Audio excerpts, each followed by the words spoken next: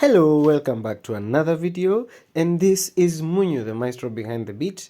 I'm here with a 6-month update on these studio headphones that I have had. I think this one for over a year, that one for 6 months, and this one for 2 to 3 years. If I've had this longest, these have served me well. I'm going to be doing these short form videos a lot now, because they help me, set this thing up. So let's just go straight to it. The difference between these is like night and day. I couldn't have told from the word go, but now I have experience. Let me put it that way. So I will start with these ones. These ones are a charm. Actually, this was really unexpected. In this sense, this is why I say so.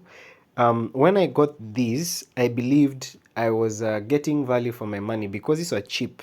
I bought them for something like $5. No, not $5, 50 US dollars or something of the sort here in Kenya. Yes, at the time the exchange rate was not so high, so I can actually say I bought them for 50 US dollars. And these were good. They are really good. The only setback with these is that as I have said in several shots, that this pad fell apart the first week. It was useless the first week I bought it. Now, I wanted to go and find whether I can return it or I can change them, but I was told the pads are not even available.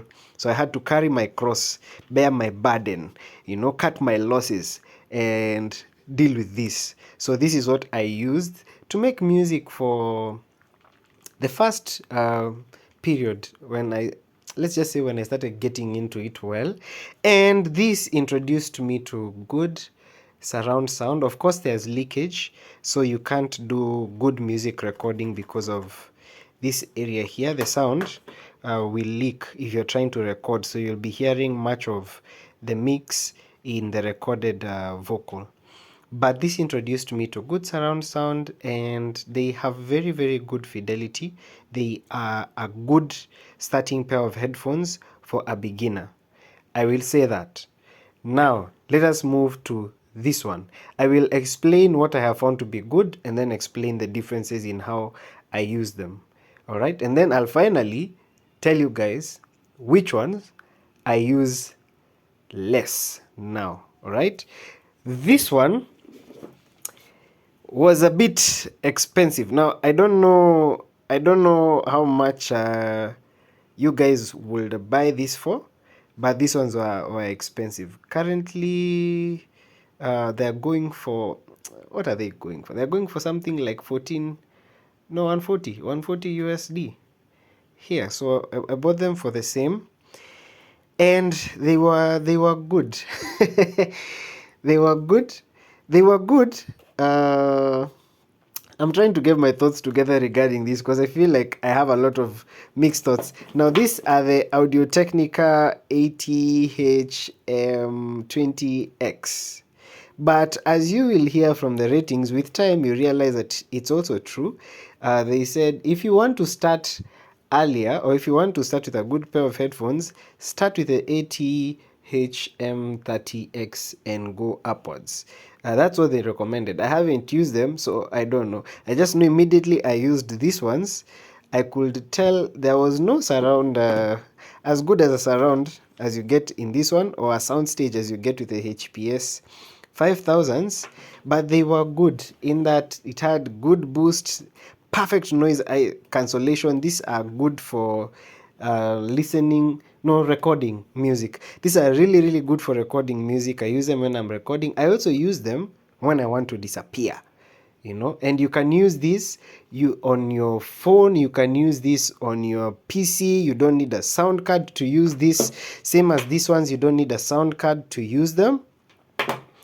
All right, but they don't have good highs. They don't shine in the area of highs All right, you'll be listening to your music, but you'll have a lot of low end, you'll have a lot of the mids, and not very, very clear highs. The low end shines, you know. These are good for a listening experience, as you will learn with time. They are very, very good for a listening experience, but mixing and mastering, I bought them because that's what I could afford at the time, and I needed a better pair of headphones that had noise cancellation.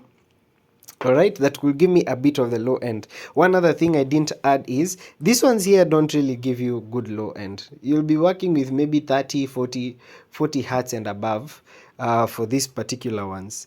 These ones give you low end, so you can get a good sound comparison. All right, I'm done with that. Let's get into the last pair of headphones. Now these ones are when I had enough. I had said, now I am tired of struggling. I need to get something good.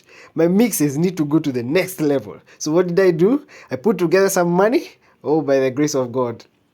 I thank God for providence. I put together some money and I went and got them. So what did I get when I got them? First of all, the soundstage on these is amazing. At the time, they had the DT, is it the DT-990s? Yes, but I skipped them because I didn't want them. I got the DT, no, these are the DT, yes, I got the DT-770s, all right?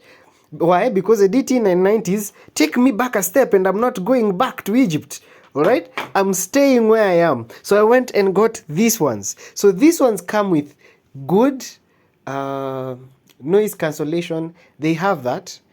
And not so much, it's not as good as this here, but it's perfect for when you're making music. Two, they have very good, they have a very good soundstage, a very, very lovely soundstage. I wouldn't trade it for anything. And you'll hear people say that most of the time. The soundstage on this is amazing. Mixes that you complete, all right? If they sound good in them, they will sound good with these others. Let me put that, but take that with a pinch of salt, okay? Because I'm not saying it doesn't have any defects as well. It has a challenge. I noticed that there's an area in the low frequency you can't hear it. A very, very small area you can't hear, and the highs are too high. So if you're mixing, especially after they burn in, if you're mixing with them, you have to hear a certain level of high. You have to get used to that. Your ears will have to get used to a certain level of high for you to know the mix sounds good. But chances are, when you get used to mixing with these, immediately you listen to the mix and it sounds good. When you take it to some other place, chances are it won't sound bad. It won't sound weird. I don't know if that makes sense. If I knew at the time, okay, let me not say if I knew, I'd have bought them from the word go. I didn't have that kind of money. Let's face it. This money has come with time. Okay, so this is a progression of what I've been able to afford. I just thank God I've been able to reach to that end. Now, given that, let's come to the final part. The ones I rarely use nowadays are these, because that is a good mix of surround, and this is a good mix of noise cancellation and entertainment. So if I listen to that, and some of you probably guessed it, if I listen to that guy over there and use that guy to mix, chances are the mix will sound good. There's good surround, there are good highs, there's a good amount of lows, but the DT990s I've had, they're very good with bass as well. They're not as good as this guy is, but this guy is good. That one, I can't fault it, you know. And then I listen to this guy to confirm the bass, and I'm good. All right, so that's how my progression has been like for the last 6 or so months, especially after that guy burnt in. I've really enjoyed them. So for me, I'd recommend, just the same way I have done it, do it too. If you don't have money, start cheap. Don't go expensive, you know. First, get used to the headphone experience. Your ears will have to get used to every pair of headphones that you get, you know, because all of them don't sound the same. If you listen to that, good surround. If you listen to this immediately after listening to that, boxy. If you listen to this, good surround too. In fact, the thing that amazed me weirdly is that after I used those and I listened to this, I was like, wow, these were very well made. They are almost okay. Let me not push it. They are almost. You guys, you'll only know the experience once you get them. Get them and then we can have this conversation. So that will be all. I'll see you guys in the next one.